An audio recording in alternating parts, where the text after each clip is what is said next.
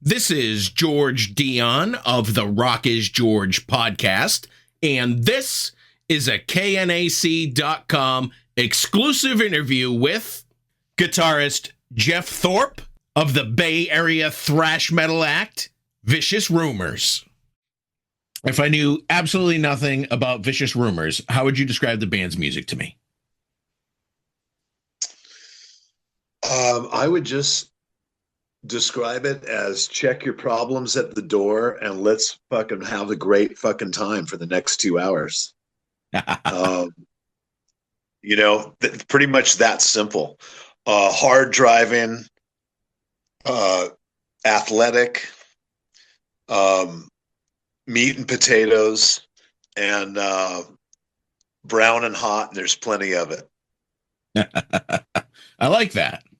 Now, something we wish was a vicious rumor was that you recently suffered an injury and had to cancel your U.S. tour. You broke your shoulder, from what I understand, in a fall after a gig or sometime after a gig. Why don't you tell me a little bit about how that happened? Yeah, it was just crazy, man. We had just finished the European tour. It was the last show of the tour. And we had a great night, and the whole European tour was just fantastic. And man, I was happy and relaxed, and I'm the one guy in the band that doesn't drink either. So it's like, I mean, I'll have a drink now and then for a toast or something like that. It's not like I won't drink or something, but like that night, I didn't drink at all. Excuse me. And we were just staying at an apartment on site at the venue, and it was a beautiful venue, nice people. They treated the band like gold. I mean, it was just a great night, man. Unfortunately, there was just no light at all on the outside on the way to this apartment. It was an overcast night in deep Bavaria, and it was just black as night, man. And I had my clothes in one hand and my bag in the other. And I was thinking to myself, like, man, I should probably bust out my phone or something just so I could, turn on a flashlight. But I was just walking very carefully, man. And the next thing I knew, face down, I threw my right arm up to break the fall, and I could feel it instantly, like I had done something really bad. I was laying there between like 3 and 10 minutes. And finally got some of the wind back in my voice to call for help. And Chalice, our singer, heard me calling and came out, and the whole band kind of came to my attention. And fuck, man, by that time, everyone at the venue was already gone. So it was like the venue's closed and sealed. And luckily, my German guitar tech, who came to that last show, he stayed with me the whole time, because I got taken to a hospital right by the Czech border, and like nobody there spoke English. So they're asking me questions like, "What's your name, sir?" I'm like, "I need painkillers." Where do you live? Do you have any painkillers? Can we get your phone number?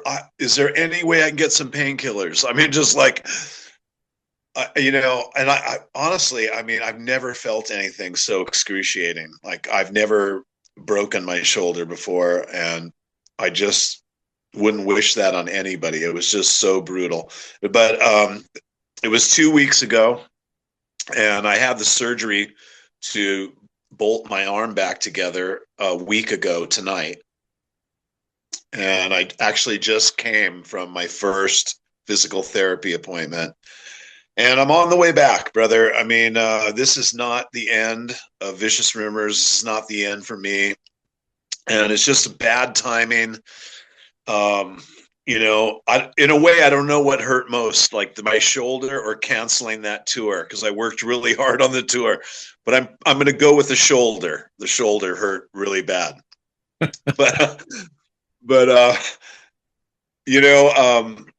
these things happen, man. It's like the great highs in life are magnified by the deep lows, you know, and that's the way I'm looking at it. And this is just a temporary setback. I'm going to make a full recovery, and the surgery was a success. And I got great health care here in Germany, and so my extended stay is going to be a little longer because I'm going to go ahead and go through the process here. Got a great team of medical staff, so really unfortunate to have to cancel the tour, though. I mean, we're so excited about the new album. We've been getting some great reviews and a lot of excitement. Over 200,000 views on the first two singles in a couple weeks. And so we're really, you know, we got a lot to be thankful for. I still feel very lucky and very thankful. And thank God for the painkillers I have now.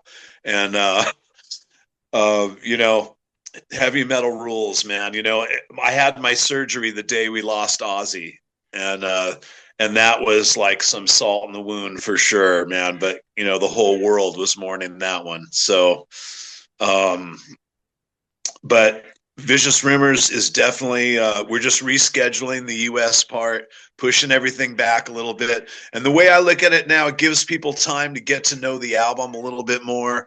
By the time we get back out and say May next year, you know, people are going to know that album real well. And so I'm just looking at the bright side of things right now and, you know, hoping for the best, my friend.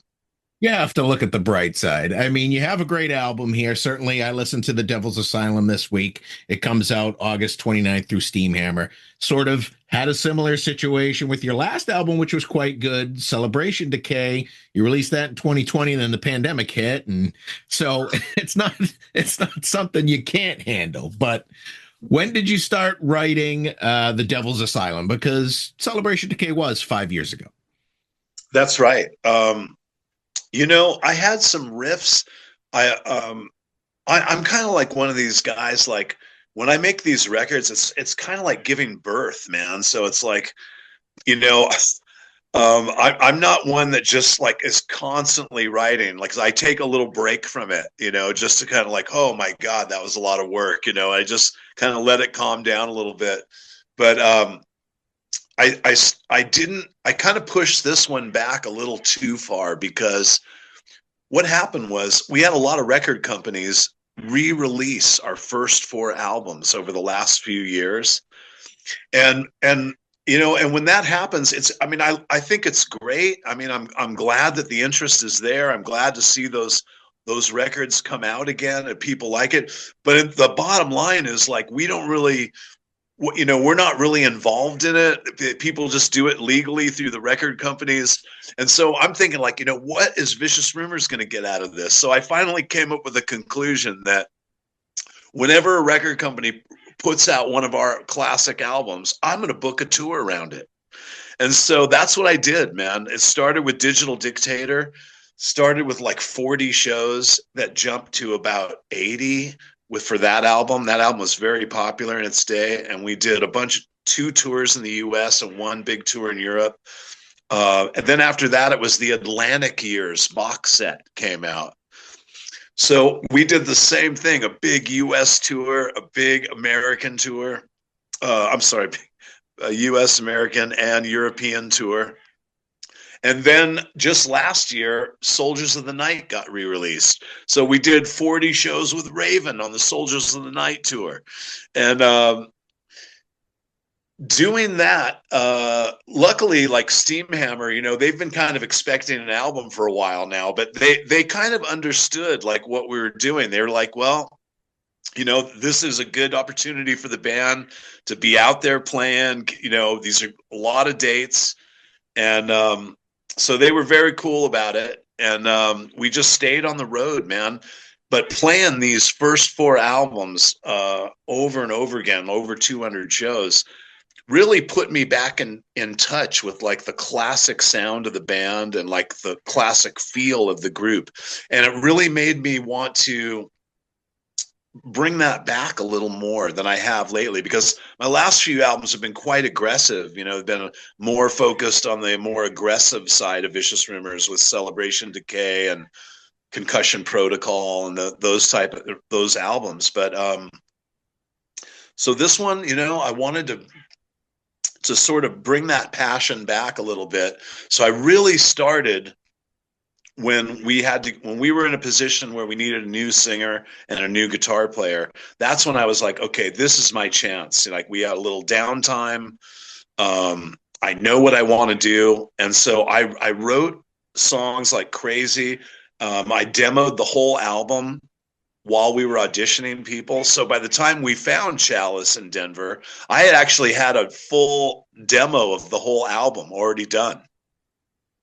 And then what I did was I just, you know, took parts off and made room for those guys to shine, which they really did, you know.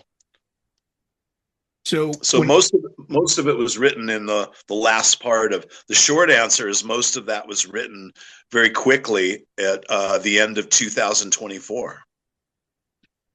So are you the primary songwriter for Vicious Rumors, or do you, Larry, and Robin collaborate because you guys have been in this together for a bit? Absolutely.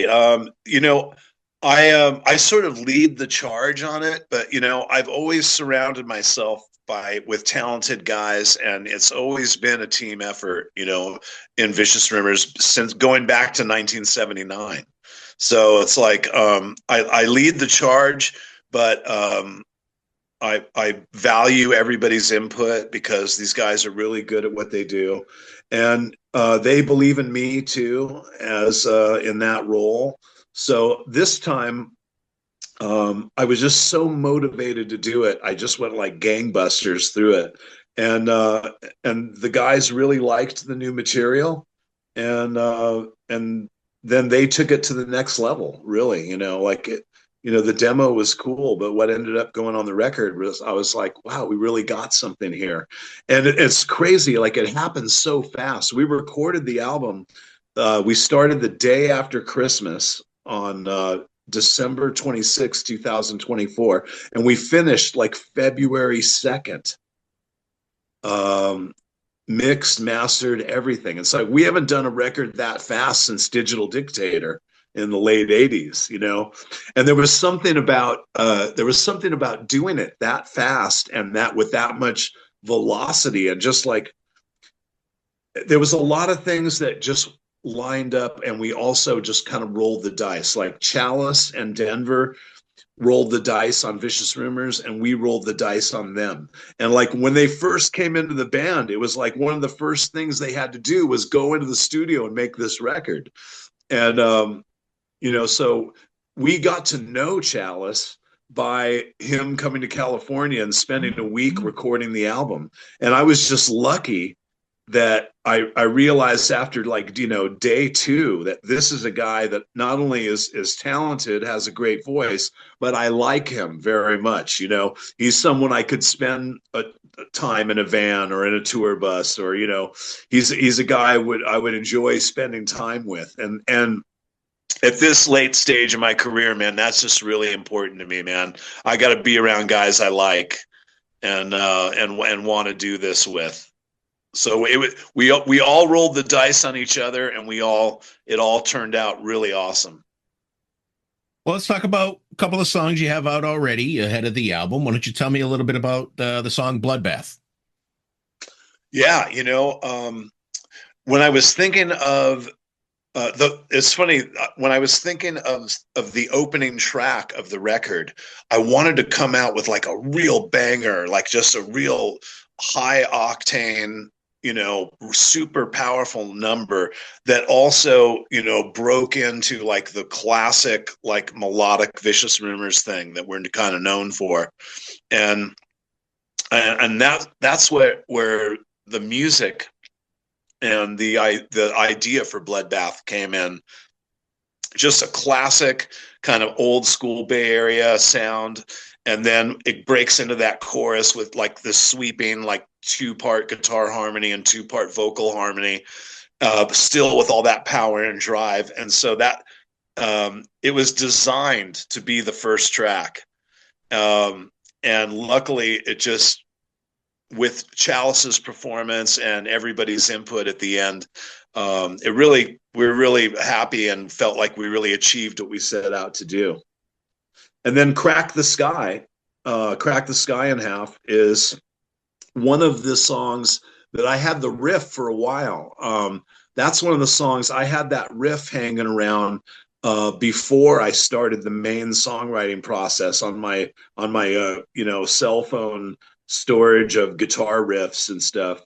And it was one of the ones that I thought, man, there's just something to this. Like, it's just a simple song that's got a great drive, and all it needs now is the big, super payoff chorus.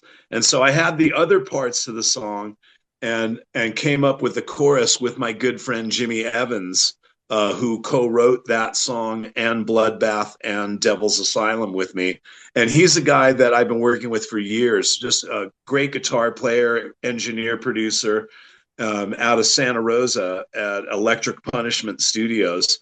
He's been a longtime friend. I produced his bands. He's worked with me, helped me produce demos. And this time he worked so intensely with me that I felt he was more than deserving of a producer credit. So he got a producer credit on the album, and well deserved. It's one of my dear friends, and we just work great together. And so he helped me finish the Crack the Sky in Half. And that's really like just an anthem about, living life to the fullest and just not letting anything stop you. And so now I got to live by my own words and fucking beat this injury and come back strong. Do you have a third single planned? I'm thinking maybe Dogs of War or Butcher's Block. Whoa, man. Are you clairvoyant? Because you just hit Dogs of War right on the head. I'm probably not even supposed to let that information out. Sorry, SPV, but that's coming on August 15th. Dogs of War is going to be the third single. And Butcher's Block, there's just something, I love that song. It's so creepy, and like there's just something about it. It makes me want to like wash my hands every time I talk about it. Like there's just such a dirty little number. I don't know. But I'd love to see that possibly come out as a single too, or also High Hell Hammer, we feel is like a real classic Vicious Rumors song. And we're just excited. Really, we just got a great feeling, and there's a great vibe around the new album. But yeah, Dogs of War is the next single, man, August 15th. Awesome. Good choice. Thank you. You mentioned you have a new vocalist in Chalice, and you have a new guitarist in Denver Cooper. From what I understand, you actually settled on Chalice through auditions and putting singers through the ropes to decide who you wanted. Yeah, that's correct, man. Chalice reached out to me first oddly enough, about 6 months before we were looking for a singer. I got a call from him, and he introduced himself to me, and he's like, "Hey, Jeff, I just want to let you know I love Vicious Rumors, and if you ever need a singer, I'd love to work with you guys." And I just thought, I wasn't even looking for a singer, but I just thought, this is such a fucking cool, who is this guy, Chalice, can I see your driver's license, Chalice? Is that your name on the, no. Anyway, so, no, and it was just awesome that he reached out to me, and we had a real nice talk. And so he was kind of on my radar just from that phone call. And then 6 months later, we needed a singer. So, and he was all over it. And then after being in touch with several singers in Europe, Canada, USA, even a guy in South America, we narrowed it down to a final four. And Chalice made the final four also. But Chalice did something that nobody else did. He sent me a video after he made that final four of him singing one of our songs, just like you and I are sitting in this room. No PA, no music, just his voice. and it was in time and in tune, and we could hear every little nuance of his voice, and we were just blown away by that. Like, we didn't even ask anybody to do that, you know. He just took the liberty to do it, and we just thought that between that and him wanting the job so bad, you know, and contacting us before we were even looking for a singer, that we were going to roll the dice with Chalice, and we made the right choice. How did you discover Denver Cooper? Now, with Denver, we got lucky, and on the Atlantic Years tour, his band NZM ended up doing like 5 dates with us on the US tour. And I remember one of the first shows was in Texas, and it was pretty fucking hot down there. And I walk out and I see this guy, like, his hair is kind of messed up, sunglasses on. He's got like a full length trench coat on, a leather trench coat, like leaning up against the wall. And he just caught my eye instantly. Like, who the hell is this guy, man? It's like 100 degrees down here right now. He just looked so fucking cool. But, and then that night when he played, I mean, it was like, you know, right when he started out playing, I was like, oh man, this guy can really play, you know? So I just noticed his chops instantly. And, luckily we had 5 days that we kind of got to know each other and became friends, and became friends with all those guys. And, when I was looking for a guitar player, when we made this switch, he was the first guy I called. And I literally was without a guitar player for like 8 minutes, because I just called Denver, and I knew his ability. I liked him as a person, and I offered him the job right then and there. There was no audition. There was no nothing. So it was really cool. And so that was one of the smoothest transitions I've ever had in Vicious Rumors, like 8.5 minutes without a guitar player. And then so Denver kicked in, and it was awesome. Didn't you have Ronny Monroe of Metal Church fronting Vicious Rumors for like a year or so? He was there for a short period of time. We never really made a connection with him, man.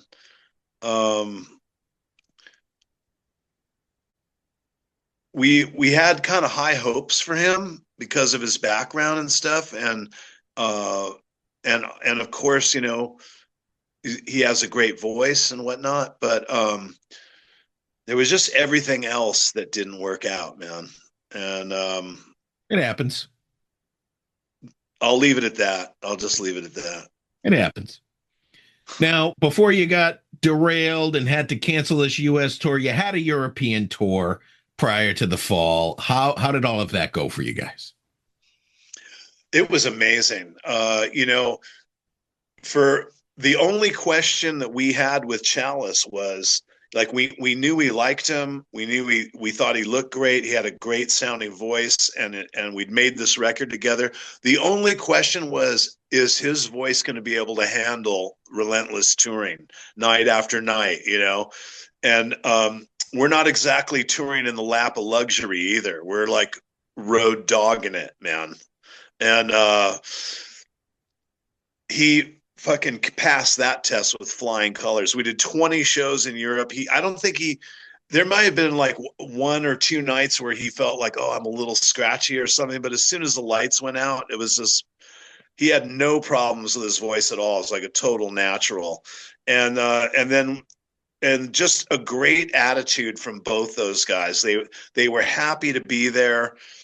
They were, you know, good to hard. Some nights were harder than others as far as like the circumstances, long drives or whatever. There was never any complaining or anything, man. It was just 5 rock and rollers taking on the world. And you know, I've been doing this, you know, 46 years, man. And I love the action, man. I still love it. And so to be with guys that can appreciate it, you know, and not get jaded by it, is just so fresh and good. And, we're really happy. We had great shows. We saw our attendance go up. We saw great fan response. And it's funny, we've been doing this so long that we'd have like old school fans come to the gigs, show me pictures of me and them from 25 years ago. And then this time they got their like little brother or their nephew or their kid with them. You know what I mean? And it's just like a generational thing, man. So it's like, it's just super rewarding, man, to connect with people on this kind of level for this many years. And Jimi Hendrix's career was 4 years, man, from beginning to end as a solo artist. And Vicious Rumors is in our 46th year. So, it's just unbelievable, man. Did you get to play any of the new material while out on the European tour? We did, but we waited till we started about 5 days before the Bloodbath single came out. And I didn't want the first impression of the new material to be off somebody's cell phone video. We worked so hard on the album, making it sound good. And I just wanted people to hear that first. So we waited till like the day after the single came out. And then we started playing Bloodbath every night. And then the same thing with Crack the Sky. So, but we did get to play, and we had a great response from those songs live. And we were really chomping at the bit to play some of that new material. But we just felt like, people just are so ready to record something on their phone and post it on YouTube. And, we just wanted people to hear the real deal first. So that's why we waited. You've been performing live for over 40 years, 45 years, 46 years. What is a gig that stands out in your mind where you just thought it was spectacular? Oh, man. Well, it's funny, like right now, the show that I broke my shoulder at was, it was our last show. And we played a festival this summer called the RV Bang Festival, where we played twice during the festival. We headlined the warm-up show, and then we played the main stage at the festival the next day. And part of that deal was that we did 2 completely different sets. And so we had to work up an enormous amount of material to be able to fulfill that obligation. And it was the second to the last day of the tour. So the last show, we decided, you know what? Even though we were only contracted for like a 60-minute set, we played 2 hours. And we just played every song we had worked up. And it was a nightclub environment. It was at a venue we'd never played before, and in an area that we'd never played before, in this deep Bavaria next to the Czech border. So I was kind of, a little apprehensive, like, oh man, too bad RV Bang wasn't the last show, because it was a big giant festival. We could have gone out on this highlight. I didn't really know what to expect from that last show, but the last show was amazing. Hardcore fans that just gave us a ton of energy, and we played a 2-hour monster set, and I don't know, man, like just things like that. I was so happy at the end of that set. Like I just felt like, wow, what a great ending to this tour. I got my new brothers in the band. We're all, the 5 of us are all just getting along so great, and we're having so much fun doing this. And, it was just an amazing feeling. Of course, half hour after the show, I was in more pain than I've ever been in my life. But aside from that, that gig was outstanding. And so like, in a way, like that's a standout gig. And the RV Bang was incredible 2 nights beforehand, because we did these 2 different shows. one in an indoor venue at night, and then and the next one in the middle of the day outdoors. But you know, we've had so many experiences playing the Hammersmith Odeon, playing the original Marquee Club with where Pink Floyd and the Beatles and the Who played, opening for Aerosmith in Sacramento in the Bay Area where we're from. God.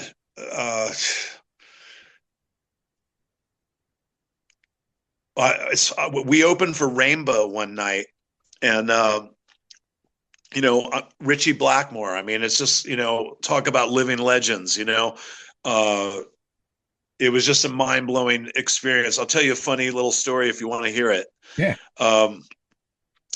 The promoter of the gig came up to me and goes, Jeff, hey, make sure you and your guys get all your stuff out of the backstage, because at 4:00 it's for Rainbow only. And I'm like, okay, no problem, you know? So all of a sudden I look at it's like 4:05 or something. And I'm like, oh, my bag's still back there. So like I went back really quick. No one's back there yet. I grab my bag. I'm putting a shirt in there, whatever. I'm just about to leave. Richie Blackmore and his wife walk in. And I'm like, you know, I'm a huge fan, man. There's no way I'm not going to not say anything to the guy, like just turn around and walk out. No way. You know what I mean? So anyway, I'm like, you know, being a total fan, just putting my foot in my mouth. We love sharing the stage with you. And thank you so much for all your music. Just, you know, the kind of shit that you just say to people fucking that you admire. And it started sounding so stupid in my own head. I was just like, oh my God, I sound like an idiot right now. And so I just said to him, I go, I guess what I'm trying to say is, man, I just want to give you a hug. And and so him and his wife, they both just kind of laughed, you know, and I was laughing and they were laughing, and you know, it was like this super lighthearted moment. And in a split second, I'm thinking like, you know, this guy isn't the egomaniacal guy I've heard about. He's a regular guy. You know, we're having a funny moment here. We're laughing, and this is all in a split second, right? So I decide, you know what? I'm gonna hug the guy. So I went in for the hug. And as I did, man, he got like one arm up, like in between to kind of block me. And then at that point, man, it was just too late. My arms were already around him, and I'm giving him a hug, and I could see the horror in his face. And I'm just going like, oh man, this is not going well. So I gave him a quick hug, and I'm like, okay, man, have a great night. See you later. And I walked out. Man, the next thing I know, I hear shit getting thrown around. People are running around backstage. Like there's all this fucking crazy commotion. And I'm just like silently going with my bag, you know, out to the rest of the venue. And then like all of a sudden word gets back to the promoter that like someone in the opening band, like, you know, accosted him or something, you know what I mean? And you know, and like the promoter comes up to me, he's like, Jeff, what happened back there? What'd you do? And I'm just like, I gave him a hug. So anyway, that's my Richie Blackmore story. But there's just, I got a million of them, man. If I sat here and really thought about it, I've been so fortunate, man. And thank you. It's because the fans have allowed us to make albums and given us enough support to keep coming back. I've been lucky enough to live this like heavy metal dream for 46 years. And so I've had incredible highs, incredible lows, and everything in between. But I really have no regrets, man. Well, let's hit the time machine a little bit. Let's go back 40 years to the release of Soldiers of the Night. That was your debut album on Shrapnel Records. Why don't you tell me a little bit on what led up to you getting signed by Shrapnel? Okay. Yeah, Mike Varney was like the guitar guy in the Bay Area. Like he had his pulse on like every famous guitar player and all these guys you never heard of that were just out of control. And he was playing in a band called Cinema. at the time with Jeff Pilson and the drummer from Dixie Dregs. And we did some gigs together with Vicious Rumors, and that's how I met him. And then he told me about his Shrapnel Records. And before we ever did our first album, we did 2 of his U.S. metal compilation albums, the U.S. Metal 3 and U.S. Metal 4, where we just did one song on each record. And I think Joe Satriani was on one of them, and Marty Friedman was on one of them, and just a bunch of incredible, Derek Frigo from Enough's Enough, and all these great guitar players were in bands that were on these records. And from that, we had sort of like been building a following in the Bay Area. And then he had approached me about doing a full-length album on Shrapnel. And of course, I was so excited to do it. And just by chance at the time, we didn't have another guitar player yet. And so he's like, I'm going to send you some, I think it was cassette tapes at the time. I'm going to send you some cassette tapes of 3 guys. And one of them was Kurt James, who played in Ozzy all those years, but I don't think he ever did an album with Ozzy, but he Ozzy, rest in peace. And then one of them was Vinnie Moore. And the other one was, oh my God, I can't remember. The other one was some other amazing guitar player. But anyway, any one of these 3 guys would have been like, any band would have been totally fucking happy to have any one of these 3 guys. They were just 3 outstanding guitar players. And but there was something about Vinnie Moore's tape that we liked the most. So when we responded to him, we were like, man, if this guy's interested, we'd like to do it with him. And he was like, oh, that's the perfect choice because he's in California right now doing a Pepsi commercial. I'm like, what? So anyway, so he paired us up with Vinnie Moore, who at the time, had never really been away from home. He was really green around the edges. And and in fact, I remember he was at my house and I was getting ready to make a bunch of Mexican food and a bunch of tacos and stuff. And I was chopping up some avocado and he was just looking at it going, oh my God, what's that green stuff? I think it went bad. It's all moldy. I'm like, you know what I mean? It's just so he was, now he's quite worldly, of course, quite the worldly man. But it was amazing to make a record with him. That's how Vinnie Moore got into Vicious Rumors. And that's what led us to start our arrangements with Shrapnel Records. But it wasn't until Digital Dictator that Vicious Rumors really found our sound and our writing style and everything when Mark McGee and Carl Albert came into the band. Carl Albert, they broke the mold when they made that guy. He was just professionally, personally, he was just the funniest guy.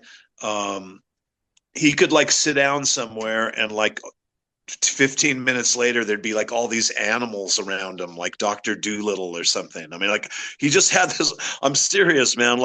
I'm not even joking you, a bunch of girls and animals. They'd just be circling him, He was just the funniest guy and not your typical lead singer attitude at all. And he was also started off as a guitar player.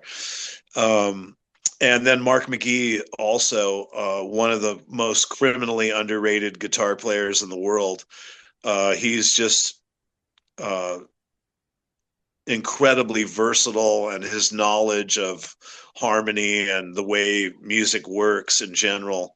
I learned so much from him. And those 2 guys came in as my songwriting style was really evolving also. So it was that was the pinnacle right there of the creation of our sound. And then from there, we got signed to Atlantic Records and did 3 albums for Atlantic that really paved the way for me to continue, for Larry and I to continue for 46 years. That's unbelievable. I just said it again, 46 years, 6 more gray hairs just popped out every time I say it.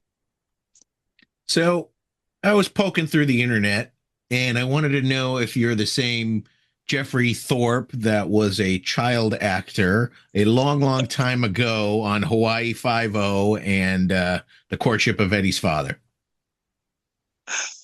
That is absolutely true, my friend.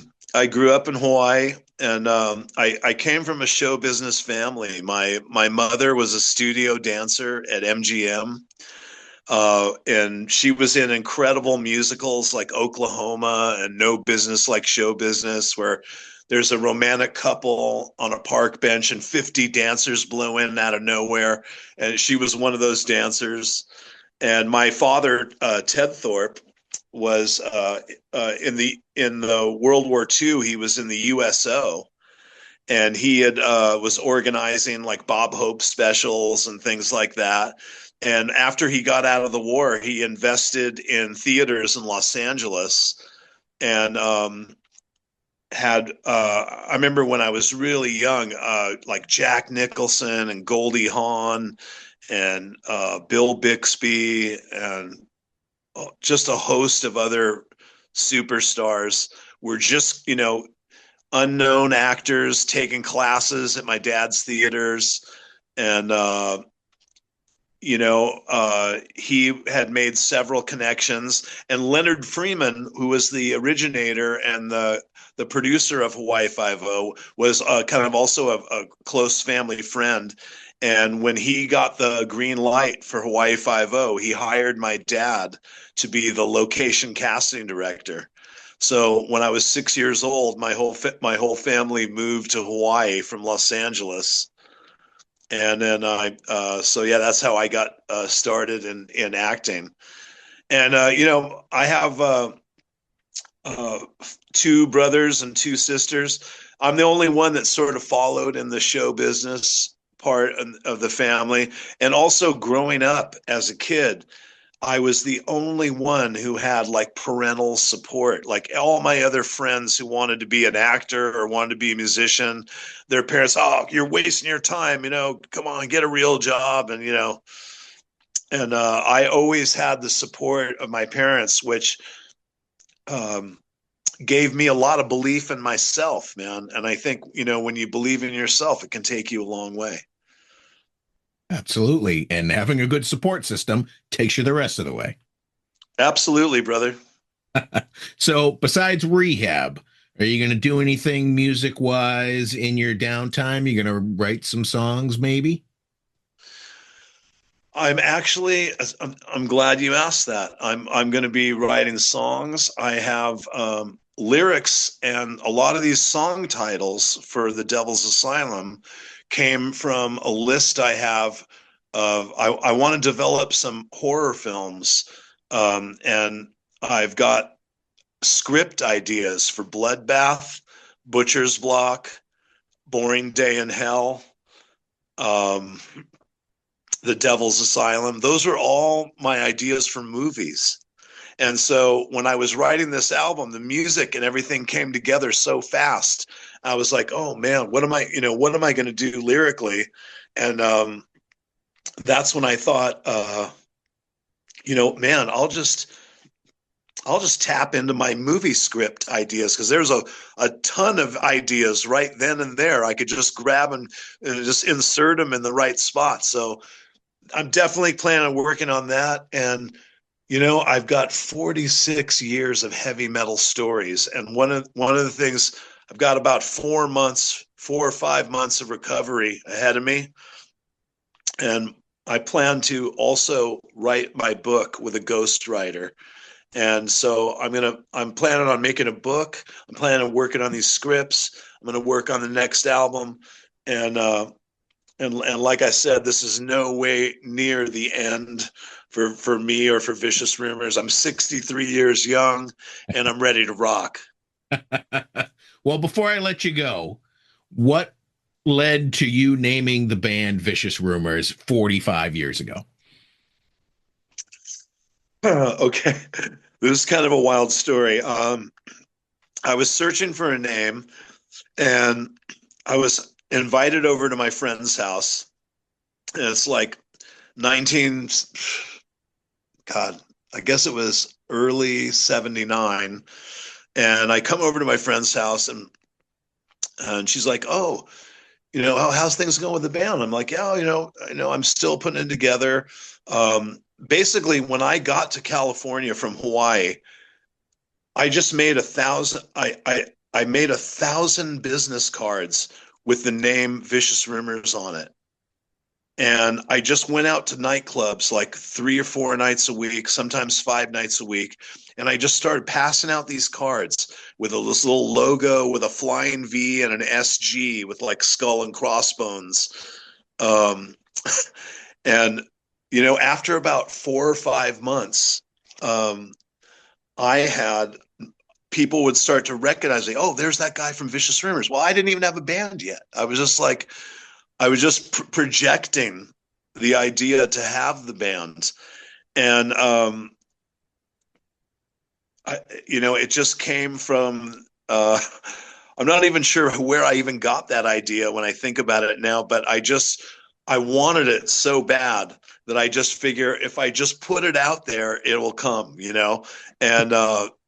and so I passed out these cards. People started recognizing me from being in Vicious Rumors, and I slowly put the group together through finding people that caught my eye.